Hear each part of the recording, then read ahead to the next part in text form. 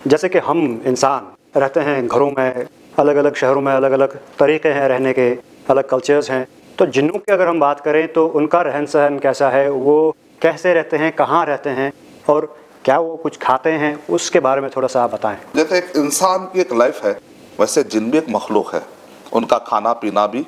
ان کے ساتھ لگا ہوا ہے۔ صحیح بخاری کے اندر نبی اکرم صلی اللہ علیہ وسلم کا ہمیں فرمان ملتا ہے کتاب الطہارہ کے اندر کہ صحابی کو نبی اکرم صلی اللہ علیہ وسلم کہتے ہیں کہ جاؤ جا کر کچھ ڈھیلے لاؤ، طہارت مجھے کرنا ہے۔ تو استنجا کرنے کے وقت پر نبی اکرم صلی اللہ علیہ وسلم نے کہا کہ ڈھیلے لاؤ لیکن تم ہڈی اور گوبر مت لاؤ، لید مت لاؤ۔ بعد میں صحابی پوچھتے ہیں اللہ کے نبی صلی اللہ علیہ وسلم، آپ نے ہم سے کہا کہ ہڈی مت لاؤ، لید یعنی گوبر مت لاؤ، تو نبی اکرم صلی اللہ علیہ وسلم نے ارشاد فرمایا انہا طعام الجن، کیونکہ یہ جنوں کی غذا ہے، یعنی ہڈی جو ہے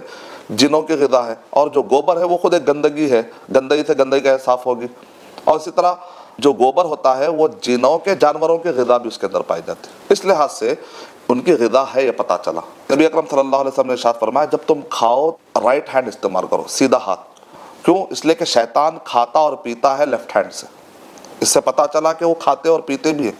اسی لیے نبی اکرم صلی اللہ علیہ وسلم نے ہم کو یہ بھی تاکید کی کہ جب تم گھر میں داخل ہو، یہ بھی صحیح مسلم کی روایت ہے، جب تم گھر میں داخل ہو تو بسم اللہ،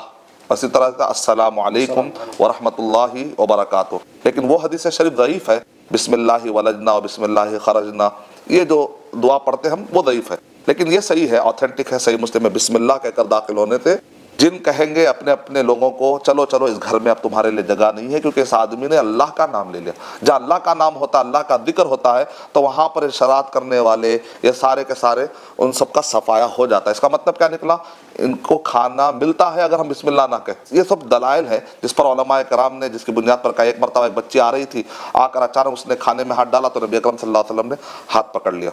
یہ بھی صحیح مسلم کی روایت کا واقعہ ہے۔ کہا کہ دیکھو شیطان اس بچی کو پکڑ کر لایا، کیونکہ بچی تو اب جلدی میں بسم اللہ نہیں کہے گی، نتیجے میں اس بچی کے ذریعے سے وہ کھانے کو اپنے لیے حلال کرنا چاہتا ہے، لہذا جب بھی تم کھاؤ تو بسم اللہ کہہ کر کھایا کرو۔ تو ان احادیث سے پتہ چلتا ہے کہ ان کا کھانا پینا بھی ہے، وہ رہتے ہیں وہاں پر جہاں پر اللہ کا ذکر خاص طور سے نہیں ہوتا، جیسا کہ ہم کو ملتا ہے الحشوش محتضرہ، مسند احمد بن حنبل میں ایک کلمہ ہے، شیخ عبد المحسن العباد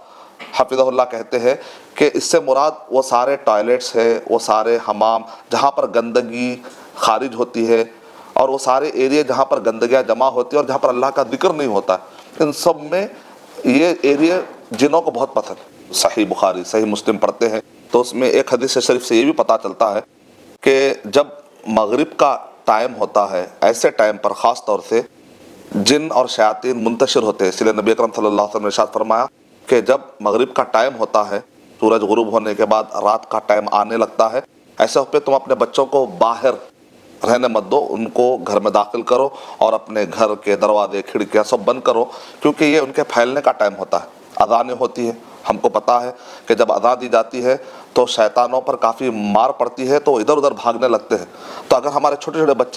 چھوٹے بچے کیوں کہا گیا؟ کیونکہ بڑا آدمی تو جس وقت پہ حدیث بتائی جا رہی تھی تو اس وقت پر صحابہ کرام نماز کے پابند تھے، لیکن جو بچے ہوتے ہیں وہ اللہ کا ذکر نہیں کر پاتے، تو نتیجے میں شیطان کہیں نہ کہیں بہرحال جا کر جہاں اللہ کا ذکر نہیں ہوتا وہاں پر مکان بنانے کی کوشش کرتے ہیں، تو کہیں بچوں پہ آ کر کہیں سوار نہ ہو جائے۔ اس کی حکمت جو علماء کرام نے بتلائی ہے۔ اسی طریقے سے سمندر کے اوپر شیطان اپنا ڈیرا ڈالتا ہے، اپنا تخت بچھاتا ہے، اس کا مطلب وہی رہتا ہے نہیں کہا گیا، تخت بچھاتا ہے مطلب نہیں تھا تو لا کر بچھایا، اپنا تخت بچھاتا ہے اور ہر دن پھر اپنے پیادوں کو بھیجاتا ہے، سپاہیوں کو بھیجاتا ہے، پھر جو لوگ آ کر کہتے ہیں ہم نے آج شرارت کی، فلاں کو فلاں سے لڑا دیا، آج ہم نے غلط فہمی ڈال دی، تو سب کی باتیں سنتا ہے، لیکن جب خاص طور سے کوئی آ کر یہ کہتا ہے کہ آج میں نے شوہر اور بیوی کے درمیان میں نے لڑا دیا، تو شیطان بہت خوش ہوتا ہے اور قریب کر لیتا ہے۔ مطلب کیا ہے کہ شیطان کا سب سے دلچسپی والا کام کیا ہے؟ شوہر اور بیوی میں لڑانا، اور یہ کہاں بیٹھ کر کرتا ہے؟ سمندر کے اوپر ایک تخت بچھا کر، تو سمندر بھی ان کے رہنے کی ایک جگہ ہو گئی۔ اسی لیے نبی اکرم صلی اللہ علیہ وسلم نے ارشاد فرمایا کہ کچھ جن ایسے ہیں جو مسلمان ہو چکے ہیں اور کبھی کبھی یہ جانوروں کی شکل میں تمہارے گھروں میں آ جاتے ہیں۔ خاص طور سے نبی اکرم صلی اللہ علیہ وسلم نے ہم کو مثال بھی، ترمذی شریف کی روایت ہے، چتکبرا یعنی وائٹ قسم کا جو سانپ ہوتا ہے گھر میں اگر آپ کو نظر آئے، اور طفیتین یعنی کہ اگر آپ اس پر غور کریں گے تو تھوڑا سا چمکتا ہوا وائٹ اور اوپر جو 2 لائن ہوتے ہیں، اس قسم کے سانپ کو مارنے میں جلدی نہیں کرنی چاہیے. کیوں؟ اس لیے کہ یہ جو سانپ ہوتے ہیں یہ دراصل جن ہیں جو اس شکل میں آتے ہیں.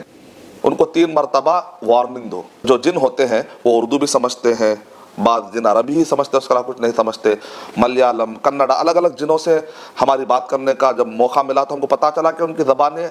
الگ الگ، جیسے ہم زبانیں بولتے ہیں وہ لوگ بھی الگ الگ زبانیں بولتے ہیں. تو ہم 3 مرتبہ وارننگ اپنی زبان میں بھی دے دیں گے. اگر وہ نیک جن ہوں اور غلطی سے ہمارے گھر میں آ گئے ہوں تو ان کو جانے کا موقع ملے گا.